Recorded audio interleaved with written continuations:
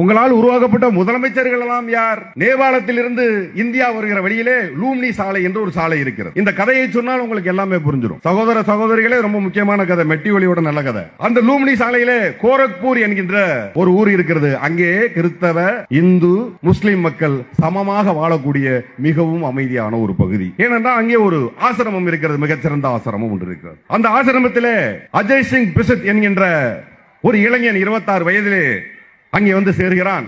சாதாரண மடத்திலே சாமியாராக இருக்கிறான். காவி உடைதான் அணிந்திருக்கிறான். அவன் ஒரு சாமியார் என்ற போர்வையில் தான் அங்கு இருக்கிறான். அவன் வந்ததற்கு பிறகு அங்கு ஒரு கட்சி ஆரம்பிக்கப்படுகிறது. இந்து யுவ வாகினி என்கின்ற ஒரு கட்சி ஆரம்பிக்கப்படுகிறது. அந்த இந்து யுவ வாகினியில் அங்கு இருக்கக்கூடிய சாமியார்கள் மட்டுமல்லாது அந்த பகுதியிலே இருக்கக்கூடிய திருடர்கள், ரவுடிகள், பொறுக்கிகளை ஒருங்கிணைந்து ஒரு கட்சியை அவன் உருவாக்குகிறான். அது ஒரு அமைப்பு தான், கட்சி கூட கிடையாது.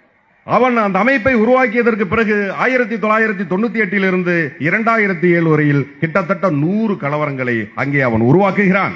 அதற்கு பிறகு நான் அவனவன் என்று சொல்லிக் கொண்டிருக்கக்கூடிய இப்பொழுது நான் சொல்கிறேன், அந்த மாண்புமிகு அவர் உத்தரப்பிரதேசத்தினுடைய முதல்வராக இருக்கிறார். அவர்தான் யோகி ஆதித்யநாத்.